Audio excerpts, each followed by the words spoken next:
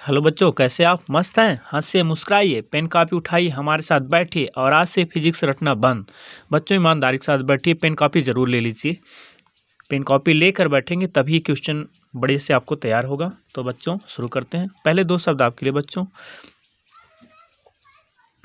खुशबू बनकर गुलों से उड़ा करते हैं, धुआं बनकर पर्वतों से उड़ा करते हैं। ये कैंचियाँ खाक हमें उड़ने से रोकेंगी, हम परों से नहीं हौसलों से उड़ा करते हैं। ठीक बच्चों, हौसले बुलंद बनाए रखो अपने और तैयारी शुरू कीजिए। चलिए फिर हम लोग शुरू करते हैं फिजिक्स बच्चों। आज पढ़ेंगे हम फ्लेमिंग के बाएं हाथ का नियम। क्या बच्चों? फ्लेमिंग के बाएं हाथ का नियम।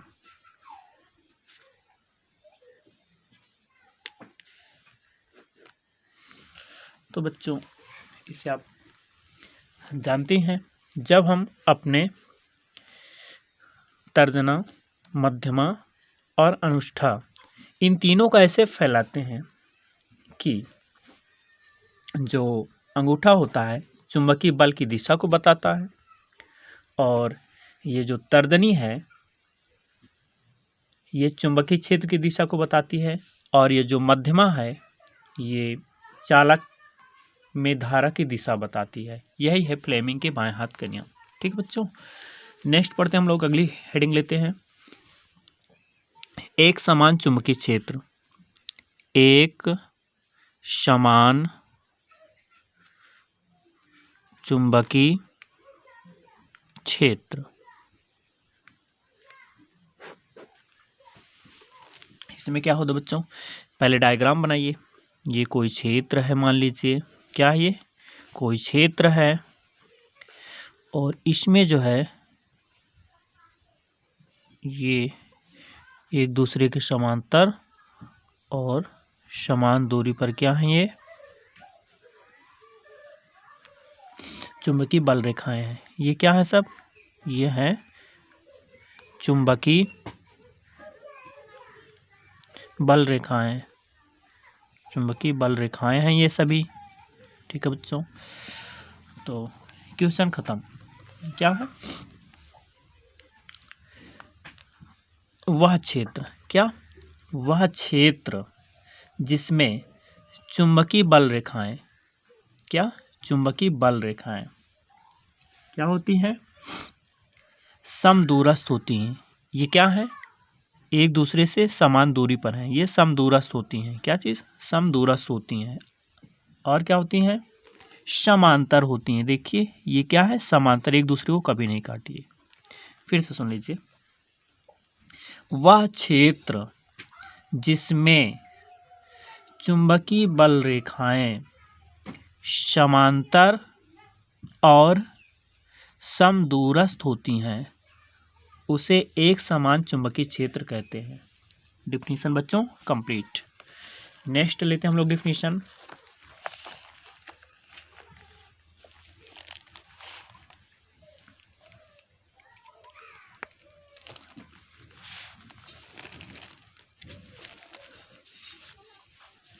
एम्पियर का परिपथी नियम बहुत इंपॉर्टेंट है बच्चों। ये क्या है?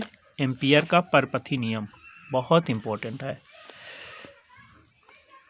एम्पियर का परिपथी नियम, ये क्वेश्चन हम लोग टच करते हैं बच्चों। पहले चित्र बनाएंगे हम लोग, तब डिफिनीशन पढ़ेंगे। ये क्या है? एक वक्र है बच्चों, ठीक है ना, और इससे हो करके ये धारा है, ठीक है ना, और यहाँ पे इसके सेंटर पे ओ बिंदु है और यहाँ से ये त्रिज्या है और इस पर एक स्पर्श रेखा है और ये ऐसे रोटेटिंग हो जाती है लाइन। यहाँ पे बिंदु P है और ये क्या है? वेक्टर dB है और यहाँ पे क्या है, DL है। ठीक है बच्चों, यहाँ पे YH, यहाँ पे Y' होता है, आप जानते हैं। बस बच्चों, क्वेश्चन आपका समझ लीजिए कंप्लीट हो गया। चुंबकीय क्षेत्र प्रेरण B, क्या चुंबकीय क्षेत्र प्रेरण B का, देखिए, किसी बंद वक्र, क्या किसी बंद वक्र के लिए रेखीय समाकलन, क्या रेखीय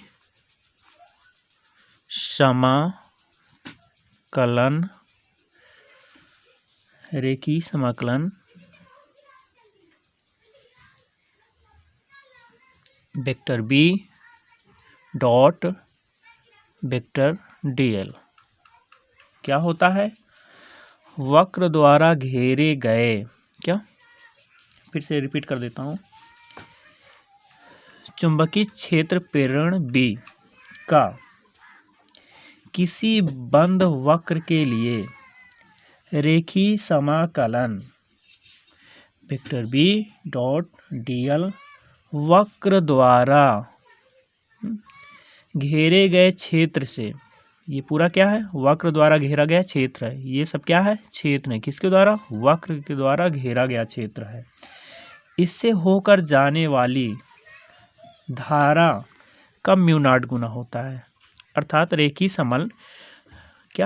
समाकलन vector B dot vector DL धारा का क्या होता है, म्यू नॉट गुना होता है। बस ये डेफिनेशन है बच्चों, फिर से रिपीट कर देता हूँ।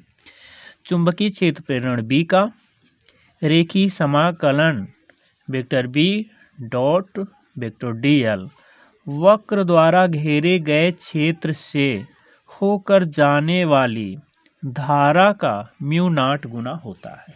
ठीक है बच्चों, अब इसकी हम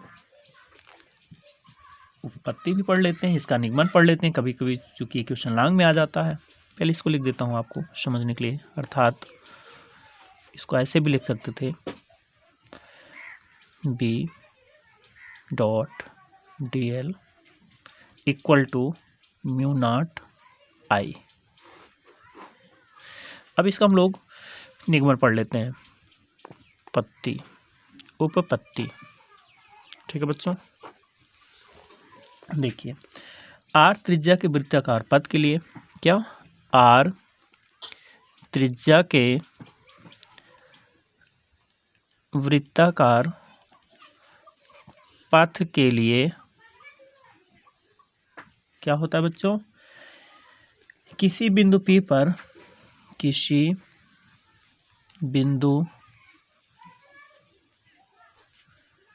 पर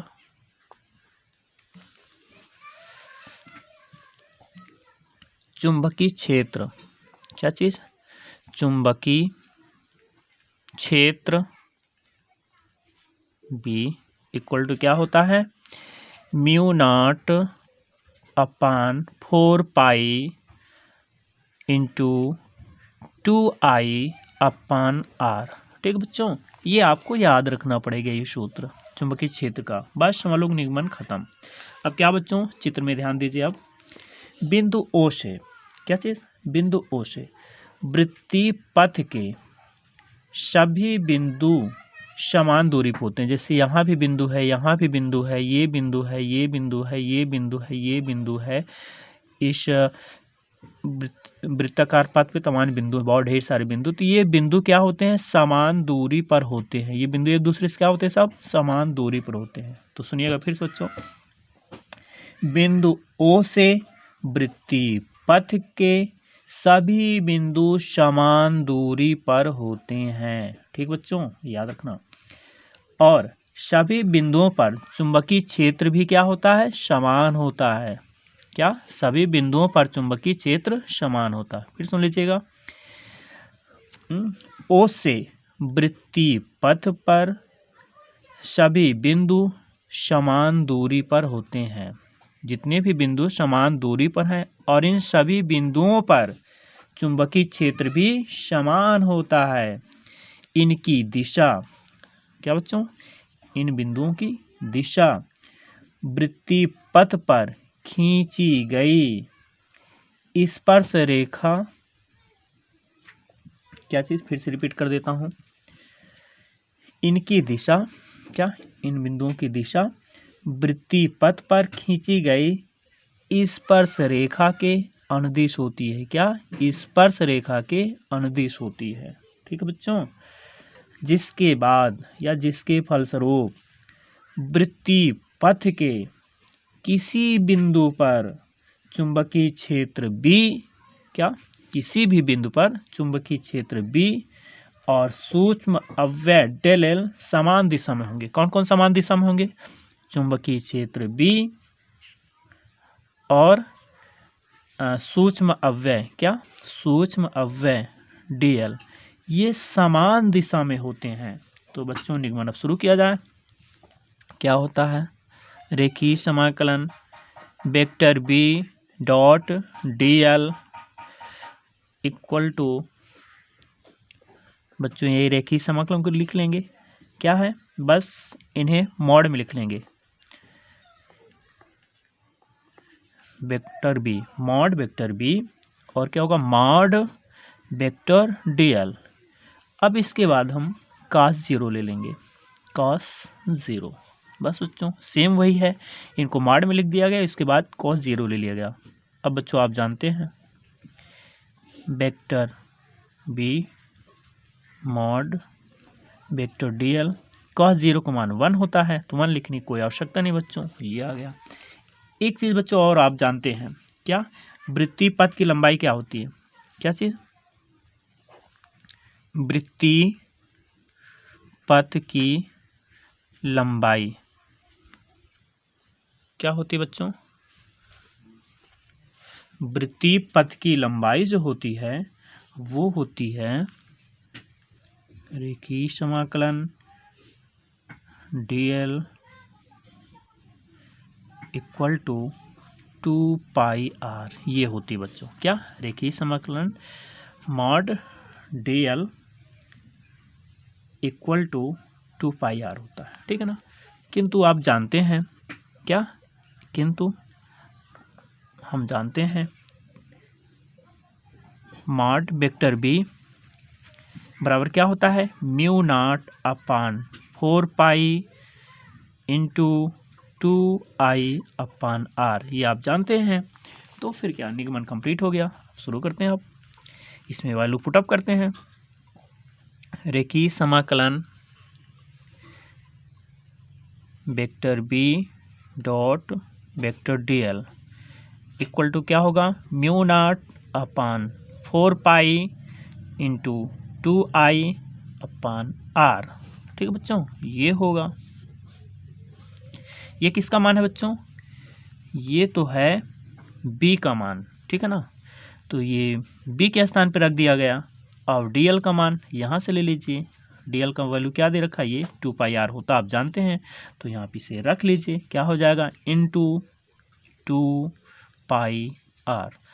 अब इसे बच्चों आप कट कर सकते हैं, r से r कटेगा, पाई से पाई कटेगा, 2 से 4 कटेगा, और ये 2 से ये 2 कट जाएगा। क्या आ जाएगा बच्चों? Mu nought i। यही तो निगमन हम लोग को करना था। Vector B dot dl vector complete बच्चों। इसे 2-3 बार प्रैक्टिस कर लीजिए, आपको पूरी तरह से तैयार हो जाएगा। थैंक यू बच्चों।